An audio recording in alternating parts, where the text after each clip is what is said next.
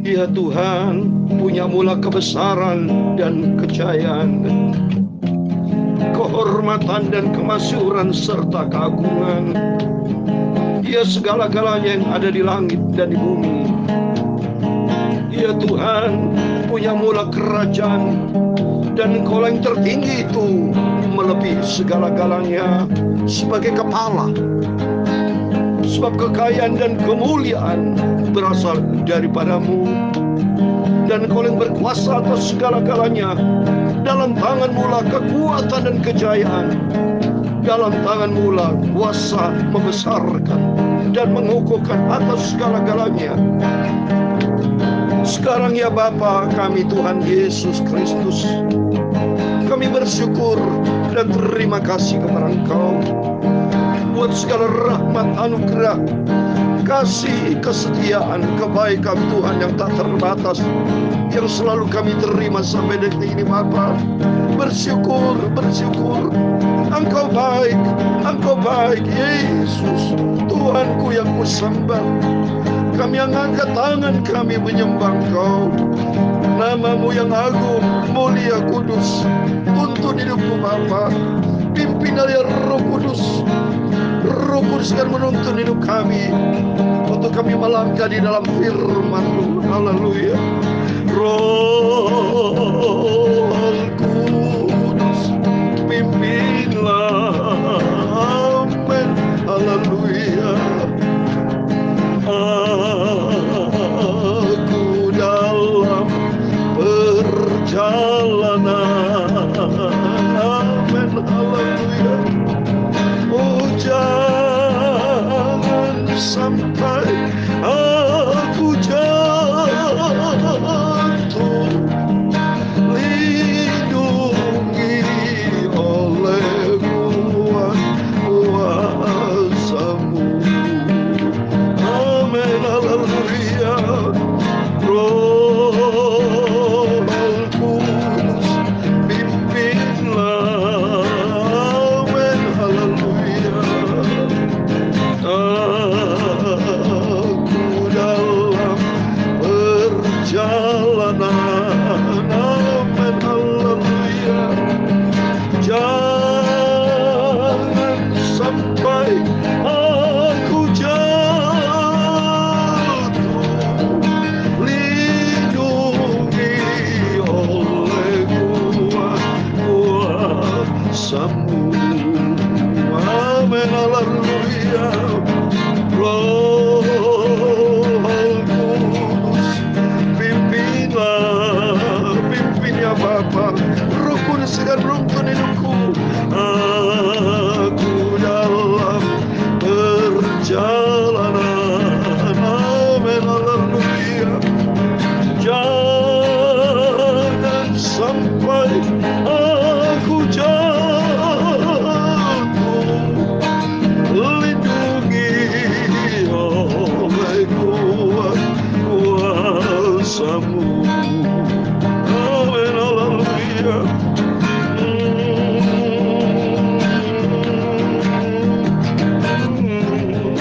Dalam kitab Galatia pasal yang kelima ayat 16, maksudku ialah hiduplah oleh Roh, maka kamu tidak akan menuruti keinginan daging. Sebab keinginan daging berlawanan dengan keinginan roh, dan keinginan roh berlawanan dengan keinginan daging, karena keduanya bertentangan, sehingga kamu tetap setiap kali tidak melakukan apa yang kamu kehendaki. Amin. Haleluya.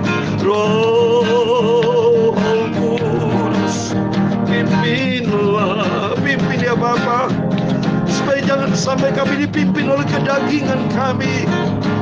Karena kedagingan menuju maut. Kedagingan berseteruan dengan Tuhan.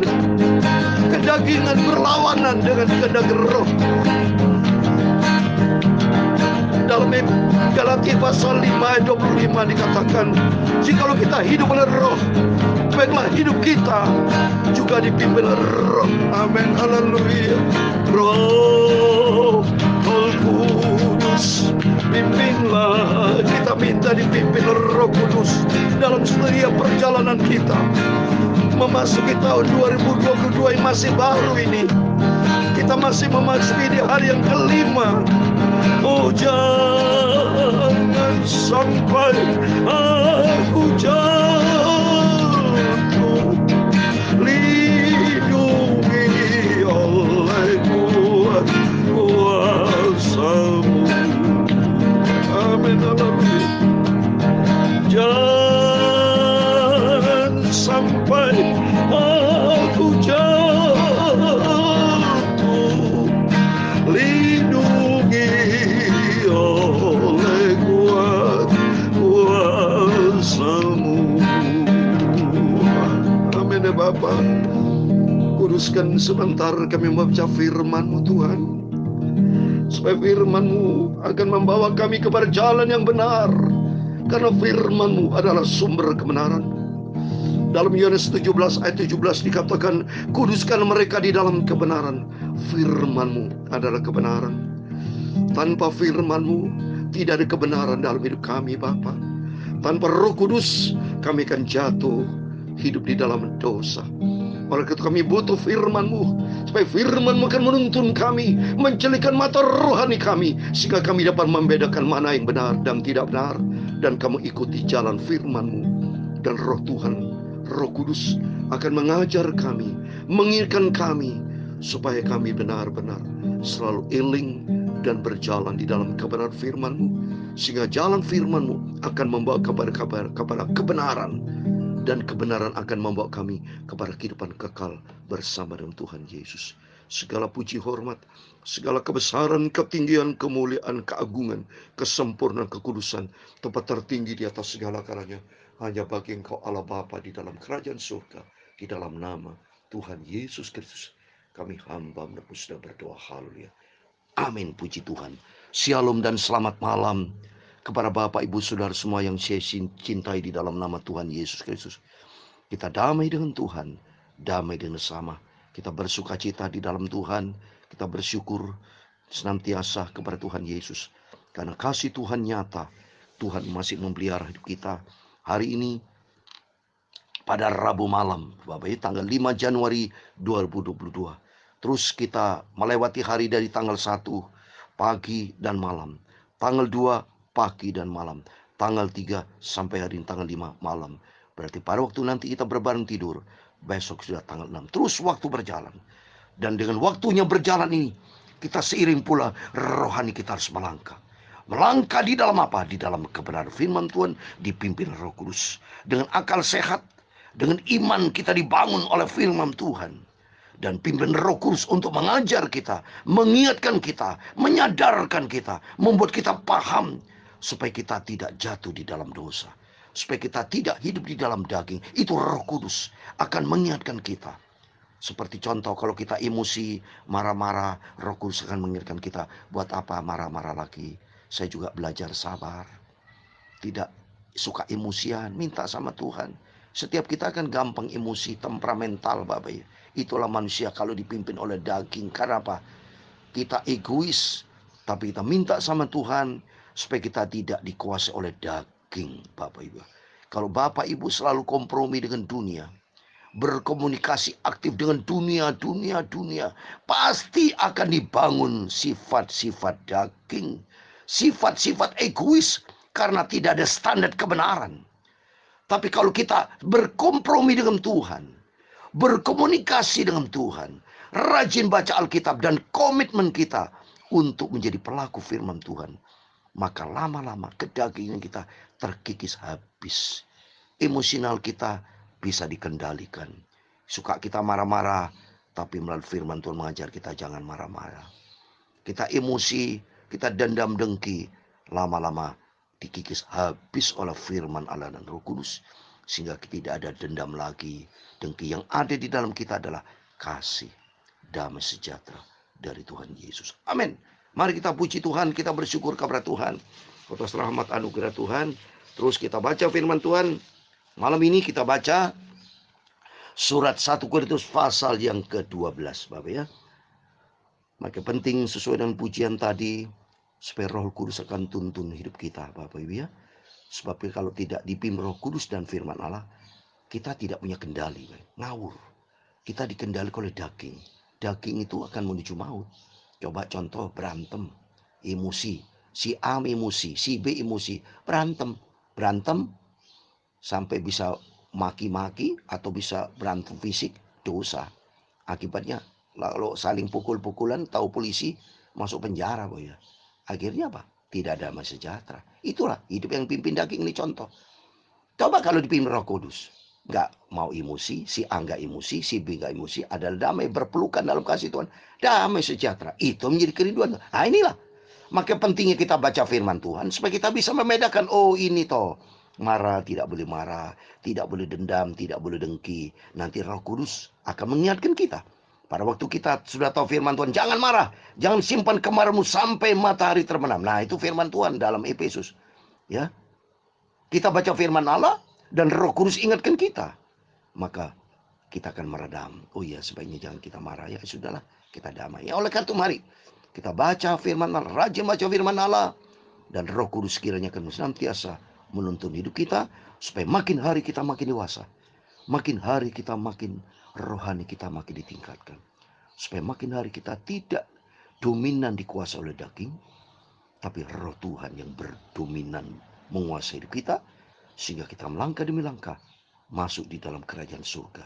Karena kerajaan surga sudah saya katakan, kerajaan Allah bicara kebenaran, kebenaran standarnya firman Tuhan, dan ada damai sejahtera dan sukacita oleh Roh Kudus. Bukan kacau balau di surga, tidak ada. Ya, di surga tidak ada kacau balau. Yang ada di surga apa? Damai sejahtera, kebenaran, dan sukacita oleh Roh Kudus. Sukacita. Mari kita baca firman Tuhan, kita bersyukur kepada Tuhan, kita terima kasih kepada Tuhan Yesus, supaya Roh Kudus kan menuntun hidup kita, supaya kita senantiasa tidak dikuasai oleh daging, tapi dipimpin Roh Kudus. Amin.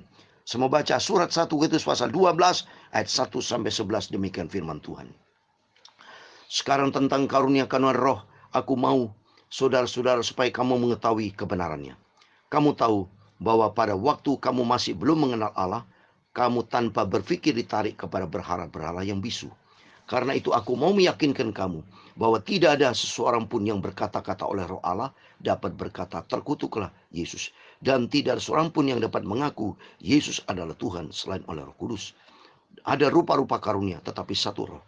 Ada rupa-rupa pelayanan tetapi satu Tuhan. Dan ada berbagai-bagai perbuatan ajaib, tetapi Allah adalah satu yang mengerjakan semuanya di dalam semua orang.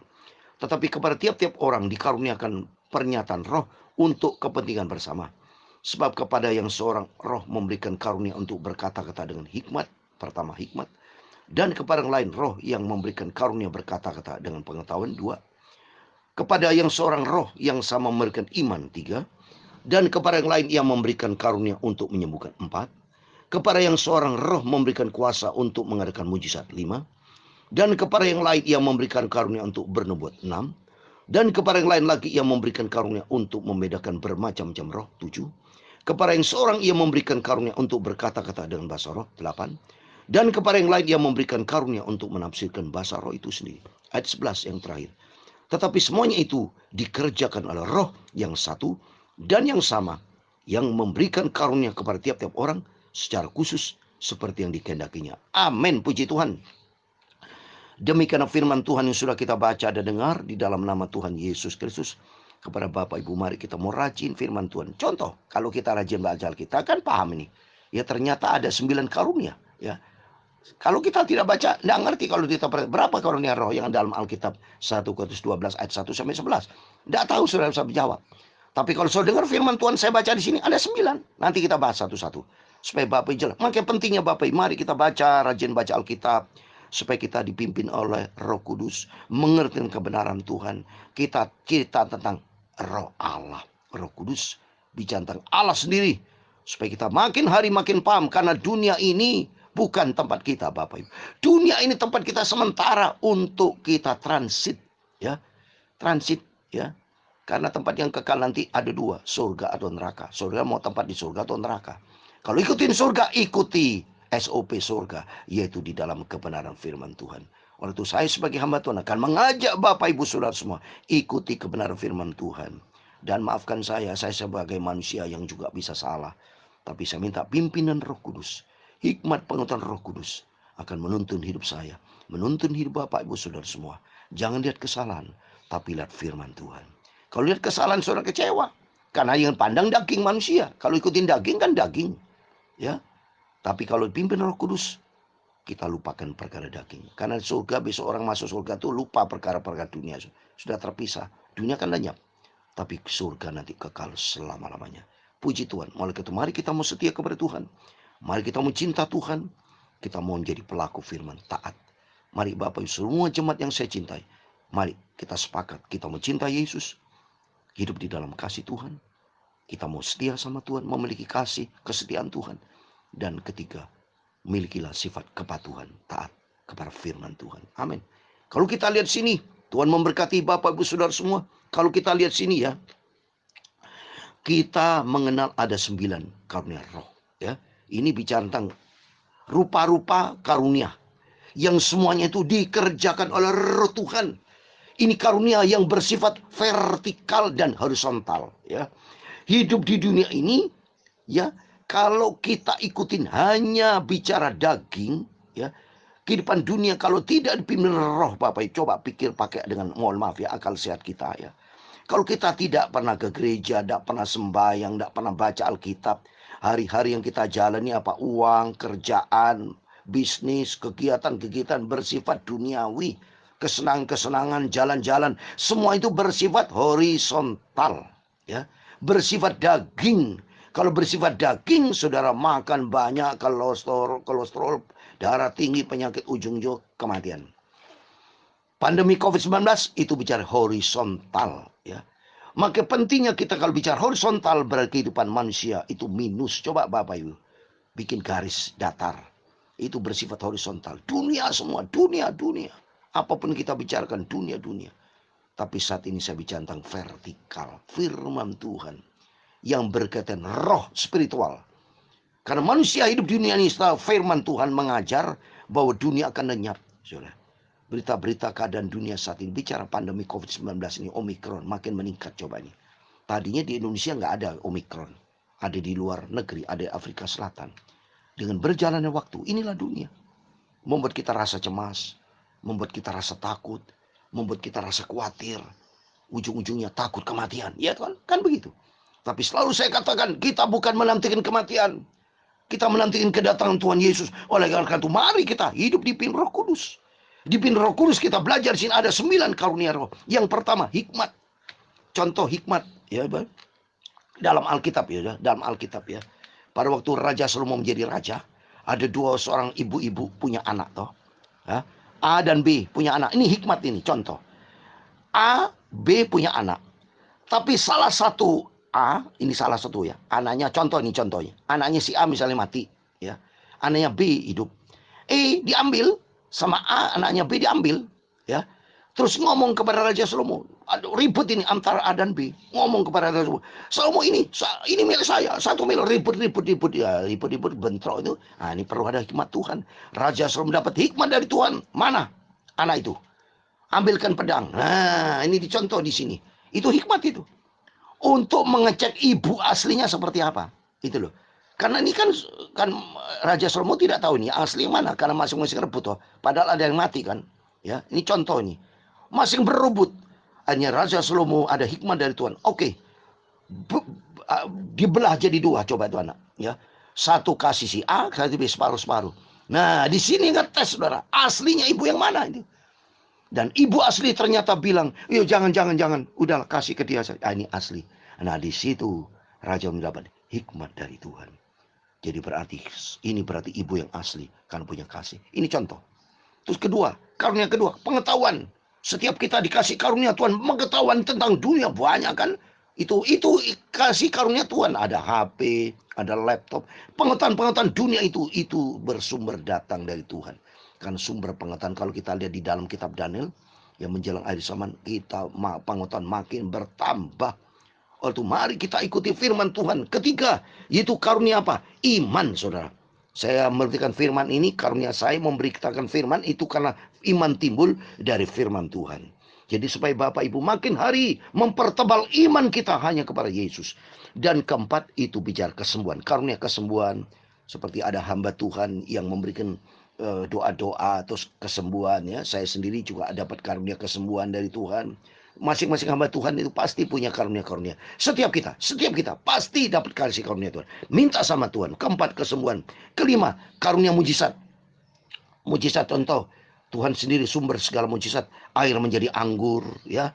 Mujizat itu mujizat, itu bukan kesembuhan ya. Kalau Lazarus mati bangkit itu bukan kesembuhan, itu mujizat. Kesembuhan contohnya misalnya kesembuhan orang sakit batuk, pilek, atau kesembuhan lumpuh berjalan, itu mujizat dan kesembuhan ya.